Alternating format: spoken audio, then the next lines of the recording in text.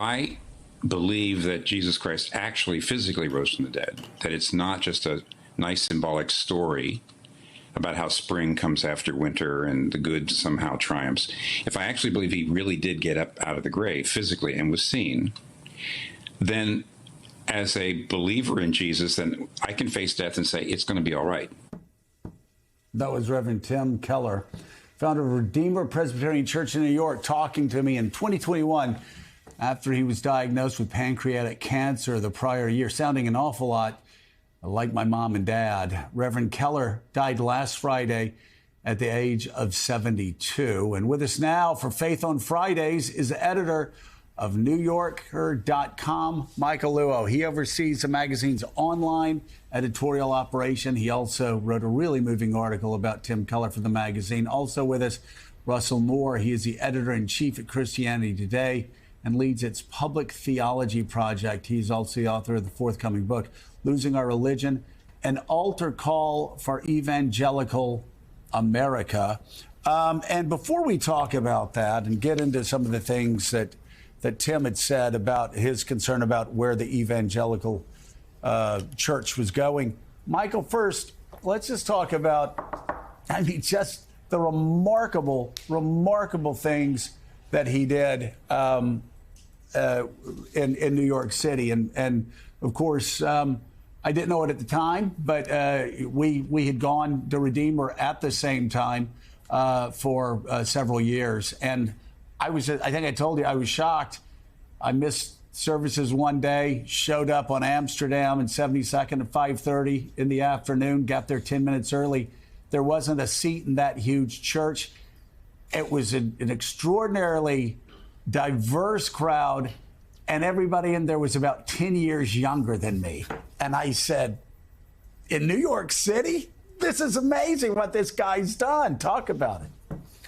Yeah, Tim founded Redeemer in 1989, and it within 3 years it grew to 1,000 people, and 9/11 was a pivotal moment for the church, and its attendance really shot up after that and stayed high. It was, I think, across all the different services, 5,000, 6,000, 7,000. Sometimes it's kind of hard to count exactly, but it was a remarkable place. And as you said, really diverse, a lot of young professionals, artists, bankers, lawyers, journalists. And I got to know Tim in 2006 when I wrote a story about him for the New York Times. And this was, at that point, he was well known among, I think the kind of Christian community, a certain kind of Christian community, evangelical sort of community, but didn't really have a national profile. I think that came actually fairly late in his life when he started writing books. And a New York Times best-selling book, his first book, Reason for God, number 6 on the New York Times bestseller list, and he just kept pumping them out. And that's when he really became, I think, a figure of much wider renown.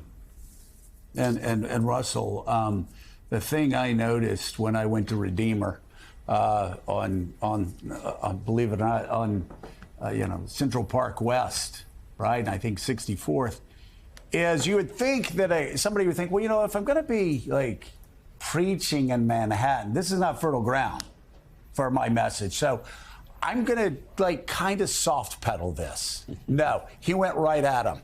He said, if you're here because you're probably too ambitious. Your job gets in the way of what you're doing as a husband or as a son or as a daughter or as a whatever. I mean, he went after people. He knew his audience. Instead of playing to him, he went straight at him, which reminded me of a call that you told me about that you had with him when he was literally in the hospital for his last time. And as he was dying, he was listening, wasn't talking, but he felt the need to interrupt you, to correct you, to straighten your theology out. Talk about that. Well, he corrected my theology many times, but this was actually a friend of ours who said something, and Tim interrupted from his hospital bed to say, well, that's not the gospel, that's moralism, which was a big part of his message, of course, was that it's not about doing better and doing more and achieving, which was especially important in New York City. And it would have been really easy, as you mentioned, for Tim to be a hack in a couple of ways. He could have shaved off all of the hard edges of the truth and not respected his people intellectually. Or he could have treated New York as some sort of a scary place that he could raise money off of and go around the world and say, I'm in the belly of the beast. And he didn't do that either. He loved New York. He loved Jesus. He respected the people he talked to, and he did so with integrity and with patience.